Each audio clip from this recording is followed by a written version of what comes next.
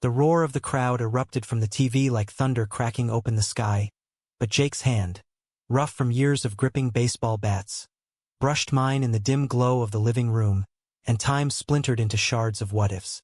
I froze, my heart slamming against my ribs harder than the crack of the bat that just sent the ball sailing into the outfield, because that accidental graze wasn't accidental at all, and in the split second our eyes locked, I saw it.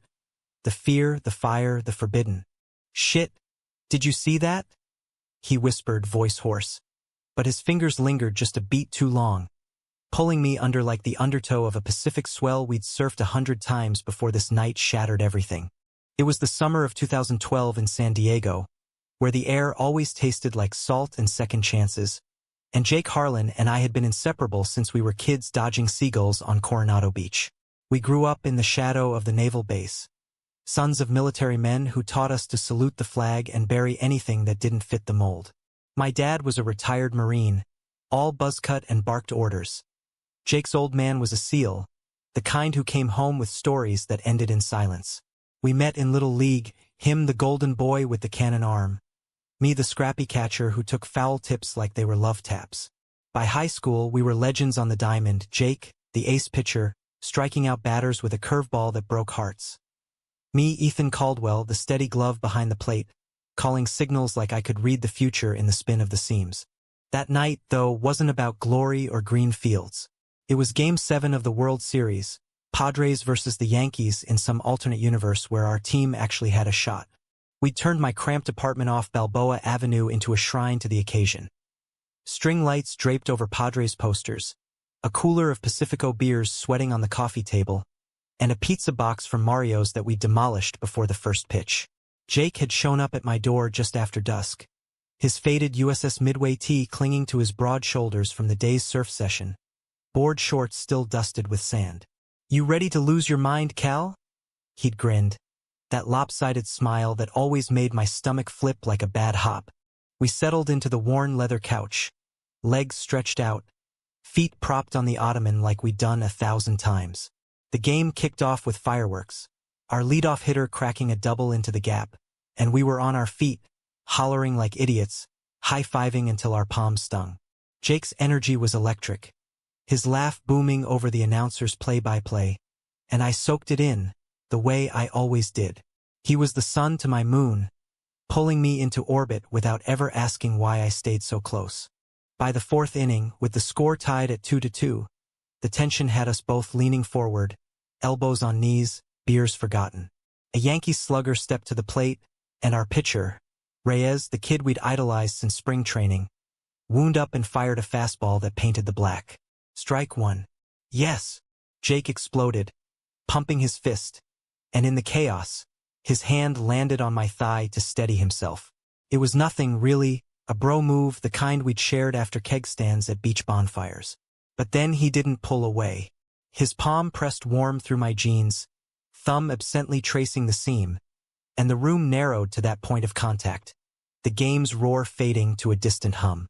I glanced at him, expecting the usual sheepish grin, but his face was a storm, jaw tight, eyes fixed on the screen like it was the only thing holding him together. My pulse thundered in my ears, louder than the crack of the next pitch, which Reyes whiffed for strike 2. Jake's breath hitched, a sound so small it might have been the AC kicking on, but I felt it in my bones. I'd known for years, buried it deeper than the shipwrecks off Point Loma. The way my gaze lingered on the line of his neck when he toweled off after a swim, the ache in my chest when girls at parties draped themselves over him like seaweed. And Jake? God, the rumors in the locker room, the way he dodged dates with a joke, always circling back to me like a compass needle. Strike 3. The crowd on TV lost it, and so did we, jumping up, arms around each other's shoulders in a bear hug that spun us in a circle. But when we broke apart, his hand found mine again, deliberate this time, fingers interlacing in the half-shadows. "Ethan," he said, my name rough on his tongue, like he'd been chewing on it for miles. The bases loaded in the bottom of the inning, our hitter due up, but neither of us looked away. The air crackled, heavier than the humidity before a squall, and I swear I could taste the salt of unshed tears mixed with the beer's bite. That touch lingered through the rally. 2 runs scored on a bases-clearing double, and into the commercial break, where we sank back down, hands still linked, unspoken words piling up like driftwood on the shore. Jake cleared his throat, staring at the floor. Remember that time in junior year after the championship? We drove out to La Jolla Cove, sat on those rocks till dawn talking shit about everything. His voice was low, threaded with something raw. I nodded, throat tight, remembering how the stars blurred when he leaned his head on my shoulder, blaming it on the tequila. Yeah, best night of my life. He squeezed my hand, a confession in the pressure. Mine too. The game resumed, but the stakes had shifted, off the field now, into the uncharted waters between us. A solo homer for the Yankees tied it again, and Jake cursed under his breath, but his free hand stayed on my knee, anchoring us both. I wanted to bolt, to laugh it off as the beer talking, but the pull was magnetic, years of almost coalescing in that living room. We'd built this friendship on stolen glances and inside jokes, on patching each other's wounds after fights with dads who demanded perfection. Now, with the clock ticking toward extra innings, it felt like the 9th with 2 outs, everything hanging on one swing. As the teams traded blows, a double play here, a stolen base there, the conversation trickled out in fits and starts. Jake talked about his old man's latest deployment, the letters that came back unopened, the weight of being the son who had to carry the legacy. He thinks I'm gonna enlist, make him proud. But fuck, Ethan, I can't even figure out who I am without. He trailed off, eyes flicking to our joined hands. I swallowed hard, my own secrets clawing up. I come out to my mom last year in whispers over coffee, but Dad? He still thought I was finding myself with a string of girls who never stuck. Jake didn't know that part, and the not knowing stretched between us like barbed wire. By the 7th inning stretch, with the score knotted at 4-4, we drained another round of beers, the buzz loosening tongues but not enough to dive headfirst. You ever think about it? I asked, voice barely above the organ music from the broadcast. About us? Not like bros, but... He turned, blue eyes stormy as the bay after a gale. Every damn day. But what if it ruins everything? What if I'm wrong about you feeling it too? The words hung there, heavier than the fog rolling in from the coast. I leaned in, forehead to his, the scent of sunscreen and sea on his skin pulling me under. You're not wrong. Our lips met then, tentative as a first pitch tasting of hops and hope. The kiss deepened with the game's drama. A wild pitch, runners advancing. And for those stolen moments, the world shrank to the press of his stubble, the way his sigh broke against my mouth. But reality crashed back with the crack of a bat. A 3-run homer for New York in the 8th, the lead slipping away like sand through fingers. We pulled apart, breathless, the TV mocking us with instant replays. Jake's face crumpled, not from the score, but from the precipice we just teetered on. Ethan, I got something to tell you. His voice cracked, and in that instant, I knew the betrayal was coming. Not from me, but from the life he'd hidden. He'd been seeing Sarah, the barista from the coffee shop near the base, for months. Not love, he swore, just cover. A shield against the whispers, the expectations. She knows it's bullshit, but my dad, the team, they think it's real.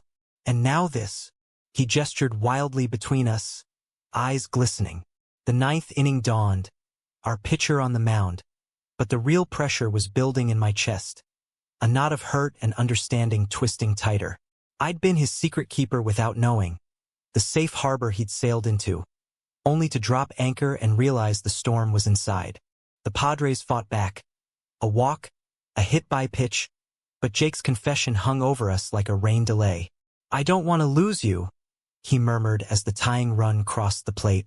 But if we do this, it's all or nothing. No half measures. I nodded, heart aching with the truth of it, even as the Yankees closer struck out our last hope. The final out sealing defeat on the field and maybe off it too. We sat in silence as the credits rolled, hands still touching, the game's loss paling against the gamble we'd just made. Outside, the San Diego night hummed with distant waves, promising tomorrow's tide to wash away the doubts, or drown us in them. Little did I know, the real game was just beginning. one where betrayal wore the face of family, and love demanded a pitch we weren't sure we could throw. The days after that night blurred into a haze of stolen hours and sidelong glances, like we were both waiting for the other shoe to drop, or maybe the first pitch of a comeback no one saw coming. Jake and I fell into a rhythm that felt both exhilarating and terrifying. Morning runs along the boardwalk where our hands would brush mid-stride, afternoons at the batting cages where he'd spot me with a grin that said more than words, and evenings pretending to study game film while our knees knocked under the kitchen table. San Diego in late summer was our accomplice. All golden light and balmy breezes that made every touch feel like destiny scripted by the sun itself. But the cracks showed early. Sarah started texting him during our hangs, her name popping up on his screen like an unwelcome umpire's call. "It's nothing," he'd mutter, silencing the phone. But I'd catch the guilt in his eyes, the way he'd pull back just when the heat between us threatened to ignite. I understood, hell, I'd lived it, but understanding didn't dull the sting. My own closet door hung half open. Mom had become my quiet ally, slipping articles on accepting your son into my mailbox. But Dad's fishing trips were still solo affairs, his silence a louder judgment than any sermon. One sweltering Tuesday, 2 weeks post-touchdown, Jake dragged me to the old ball field in Balboa Park, the one where we dreamed of majors as kids. The grass was patchy, the chain-link fence rattling in the offshore wind, but it felt sacred, like stepping into a memory we could rewrite. He tossed me a glove, worn leather soft as a promise. "Pitch to me," he said, voice laced with that boyish challenge.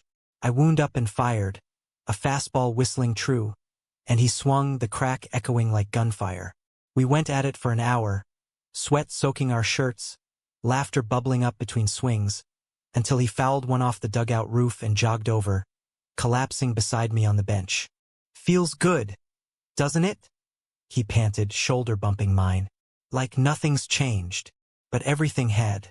His hand found my nape, thumb stroking the damp hair there, and I turned, capturing his mouth in a kiss that tasted of exertion and eternity. We broke apart only when a jogger whistled from the path, a reminder that our bubble wasn't bulletproof. "We gotta talk about Sarah," I said, the words bitter as overbrewed coffee. He winced, leaning back, the bench creaking under his weight. "I'm ending it. Tonight. Clean break." Relief flooded me, sharp as a line drive, but it was short-lived. That evening, as I nursed a beer on my balcony overlooking the bay, sailboats dotting the horizon like whitecaps on possibility, my phone buzzed with Jake's name. "Come over," the text read. Now, heart in my throat, I grabbed my keys and drove the familiar route to his place in Ocean Beach, the OB I'd always called home away from home. His truck was in the drive, Sarah's Prius gone, and when he opened the door, his face was a thundercloud. Eyes red-rimmed, knuckles white around a baseball he'd been gripping like a lifeline. "She flipped," he said, pulling me inside, the door slamming like period on a bad inning. The living room was a wreck. Shattered mug on the floor, Sarah's scarf abandoned on the couch like a white flag of surrender. Knew it was coming, but she guessed about us. Said she'd tell everyone if I didn't beg her back. His voice broke on the last word, and he hurled the ball against the wall, where it thudded dully, leaving a dent. I crossed to him, wrapping arms around his trembling frame, feeling the sobs he fought so hard to swallow. "Hey, it's okay. We'll face it together." We sank to the floor amid the shards, holding on like shipwreck survivors, his head on my chest as he spilled the rest. Sarah hadn't just guessed. She'd seen us once, weeks back at the pier, our laughter too intimate, a hug lingering too long. She called me a liar, said I was using her to hide. Jake's words muffled against my shirt, hot with shame. And the worst part? She's right. I was scared, Ethan, of Dad finding out, of the guys on the rec league thinking I'm broken. "You're not broken," I whispered fiercely, tilting his chin up, our foreheads touching in the lamplight. "You're Jake Harlan, the guy who threw a no-hitter in the semis with a sprained ankle. The one who pulled me out of that riptide when we were 14. This," I gestured between us, the mess of pottery and emotions. "This is just the foul ball before the home run." He searched my eyes, doubt warring with desire, and then kissed me. Deep, desperate, pouring years of pent-up truth into it. We made our way to his bed that night, not crossing lines but crossing thresholds. Bodies tangled in sheets that smelled of salt air and second chances, whispering promises into the dark. Dawn brought clarity, or so we thought. Over eggs and coffee, Jake's specialty, scrambled with chorizo and a side of bad jokes, we mapped a plan. Tell his dad first, the biggest dragon. Lean on my mom for backup. Ignore Sarah's threats, because love like ours wasn't ammunition for her hurt. We're in the 9th now, he said, clinking his mug to mine. Bases loaded. Your pitch. I grinned, the fear ebbing like tide at low water. Curveball, baby. Always the curveball. But betrayal doesn't announce itself with fanfare. It slips in like fog off the harbor, quiet and choking. That afternoon, Jake's phone lit up with a call from his old man. Home early from deployment, demanding a family dinner. Be there, the Admiral growled through the speaker, voice like gravel over rebar. Jake's face drained of color, but he squared his shoulders. We'll go together, I offered, but he shook his head. Not yet. Let me soften the ground. I dropped him at the family home in Point Loma, the sprawling ranch style with its flagpole and rose bushes clipped to military precision. As he climbed out, he leaned back in, kissing me quick and fierce. Love you, Kel. First time saying it sober. The words hit like a grand slam, leaving me dazed as I drove away, radio blasting Springsteen to drown the what-ifs. Hours later, my own phone shattered the illusion. A text from an unknown number. A photo, grainy but unmistakable. Jake's truck in my driveway last week. Our silhouettes through the window, hands linked on the couch during the game. Attached. Tell your boyfriend to stay away, or Dad sees this. Sarah.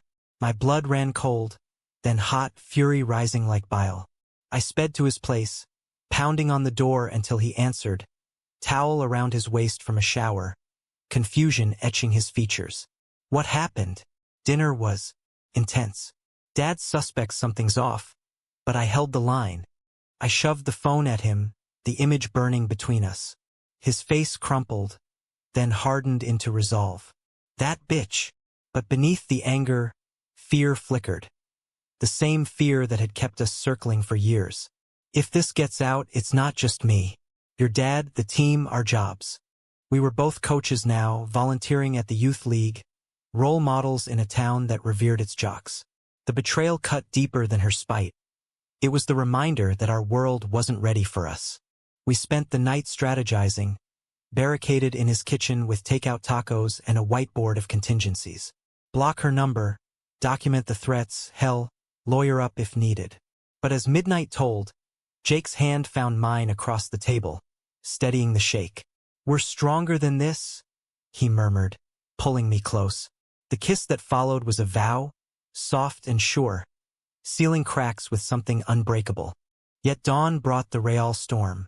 Jake's truck wouldn't start. Tampered with, brake line nicked just enough to strand him. And when he finally hitched a ride to work at the surf shop, his boss pulled him aside. Whispers from concerned friends, questions about lifestyle choices. Sarah's poison was spreading, subtle as sea spray, eroding the foundations we'd built. I met him for lunch at our spot, the in-and-out under the flight path, where jets roared overhead like omens.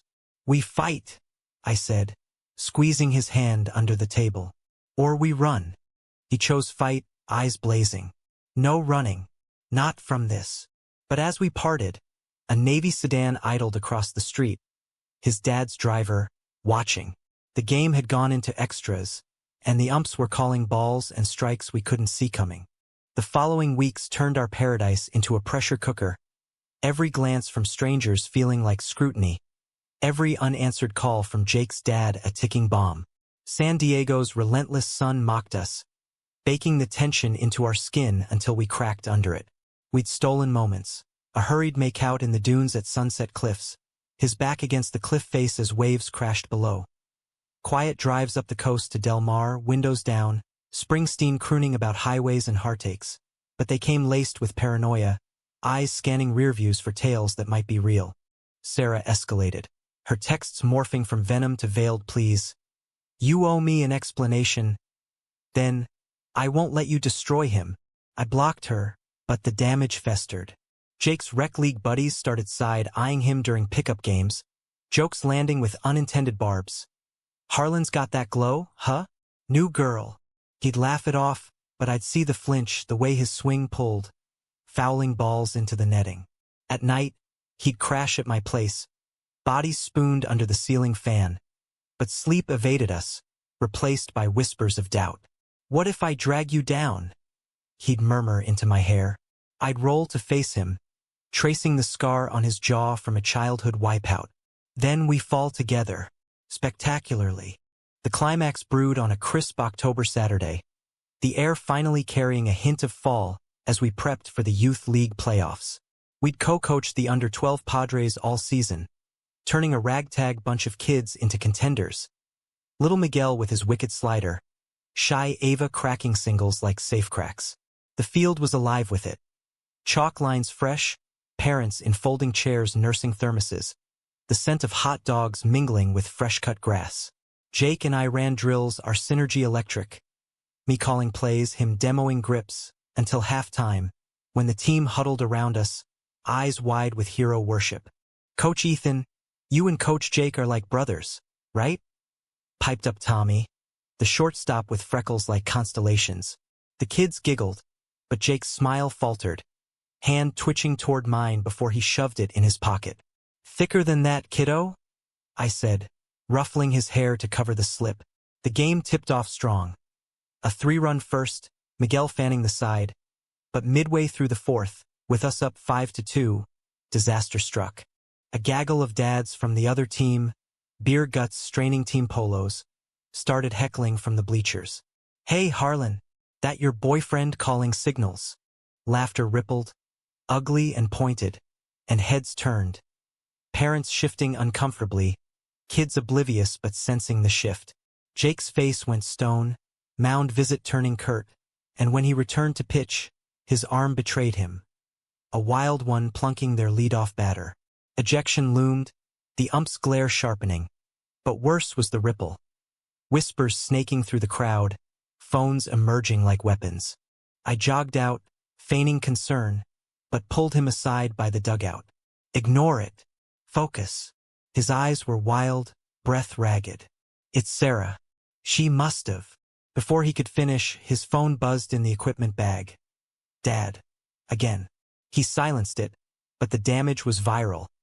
By the bottom of the inning, a parent confronted me near the concession stand. Everything okay with you too? My wife heard things. Her voice trailed, pity masked as concern. And I wanted to roar, to shatter the facade we'd all clung to. The game unraveled from there, errors cascading, our lead evaporating in a 5-run sixth fueled by Jake's rattled curveballs. The kids fought, bless them, scratching back a run in the 7th. But the air was poisoned. The joy leached out. Final score. 7-6 loss. Our season ending not with a bang but a whimper. Post-game, the team swarmed us for hugs, innocent and fierce. But as parents collected their charges, the Admiral arrived. Crisp uniform, face like thunder, Sarah trailing behind him like a shadow puppeteer. Son, he barked, striding across the diamond, Jake stiffening beside me. The field cleared fast, echoes of cleats fading, leaving us exposed under the sodium lights flickering to life. We need to talk. Now. His gaze flicked to me, disdain curling his lip. Alone. Sarah hovered, eyes downcast, but her satisfaction hummed like static. Jake glanced at me, apology raw in his eyes, and followed his father to the parking lot, leaving me adrift in the gathering dusk. I lingered, packing gear with mechanical hands, the sting of defeat mingling with deeper wounds. Betrayal layered thick. Sarah's spite, the town's small-minded sieve, but worst, Jake's hesitation, the way he'd stepped away without a fight. Had the touch been a fluke, a game's fever dream? My phone stayed silent, the drive home a blur of taillights and tears I refused to shed. At my apartment, Mom waited, summoned by a frantic call, with her famous lasagna and no-nonsense wisdom. Love isn't a spectator sport, Ethan. Sometimes you gotta swing for the fences, even if you strike out. She was right, but resolve hardened overnight. Dawn Sunday, I showed up at the Harlan house, heart pounding like a drumline, demanding entry from a stone-faced maid. The Admiral met me in the foyer, all brass and barriers. "This is family business, boy." But I pushed past, finding Jake in the study, head in hands, uniform discarded like shed skin. "Tell him," I said, voice steady despite the quake inside. "Or I will." The room froze, air thick as bunker fog. Jake rose, face ashen, and turned to his father. "Dad, it's true. Ethan and we're together." The words landed like a called third strike, final and irrevocable. The Admiral's face mottled red, veins bulging. "You disgusting." He lunged, not at Jake but me, fist cocked in fury born of broken illusions. Jake intercepted, shoving him back, the crash of a lamp shattering the silence. "Enough! I'm not your soldier. I'm your son." Sarah slunk in then, feigning shock, but Jake rounded on her. "This ends, Sarah. Your games, your threats, over. I choose him." She fled, tears real or rehearsed, and the Admiral collapsed into his chair, deflating like a punctured blimp. "How could you?" he whispered. Not rage now but ruin, the weight of legacy crumbling. Jake knelt beside him, hand on his knee, the mirror of our first touch. "Because he's my home, Dad. More than any uniform or win." I stood frozen, the scene unfolding like a slow-motion replay. Accusations hurled, defenses mounted, truths unearthed in sobs and shouts. The Admiral's bigotry cracked under Jake's quiet fire. "I've hidden for you, Dad, but no more." And by midday, exhausted truces formed. Not forgiveness, not yet, but a ceasefire.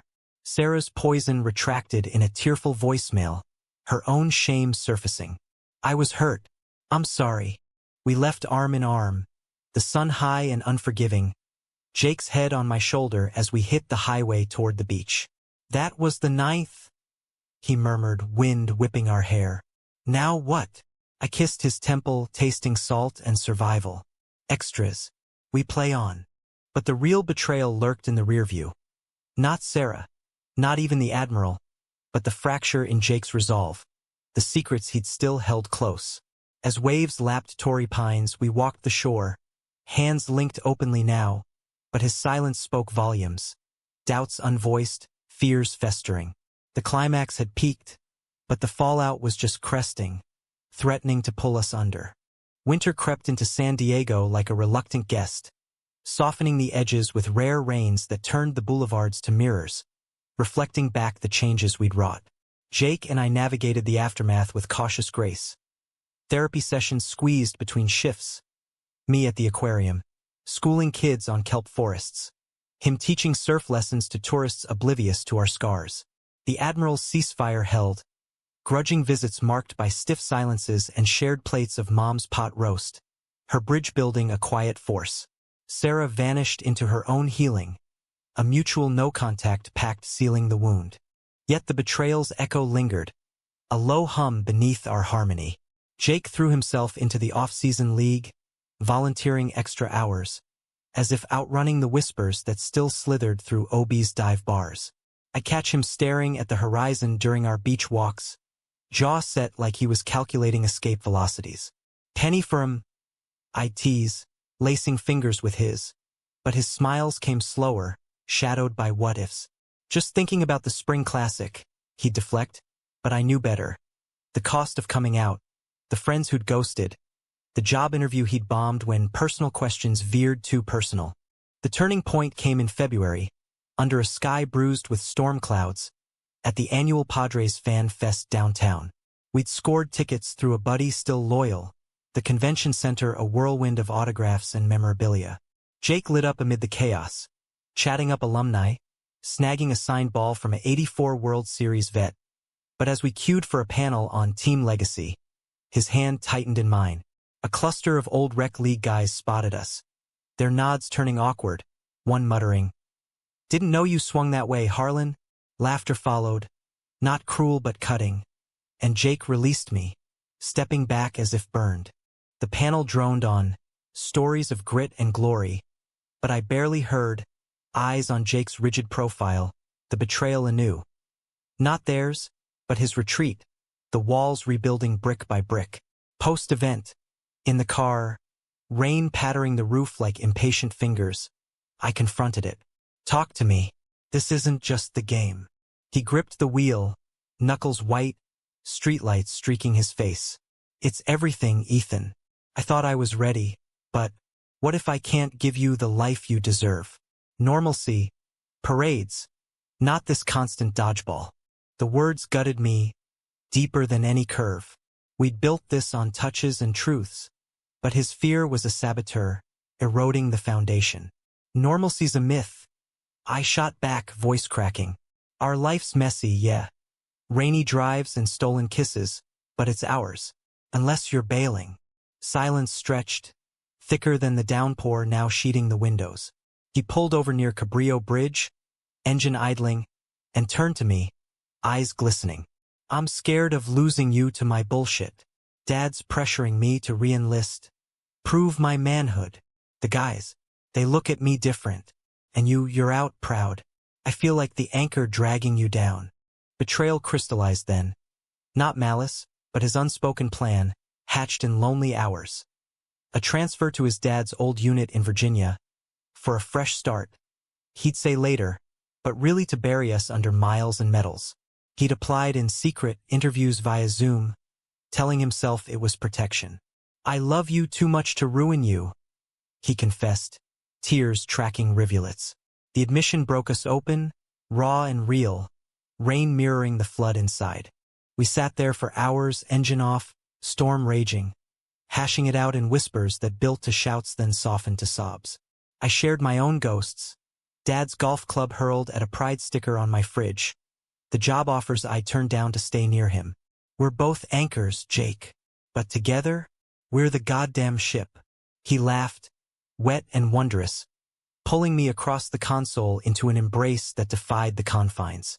The kiss that followed was cathartic, tasting of rain and redemption, sealing not just lips but fractures.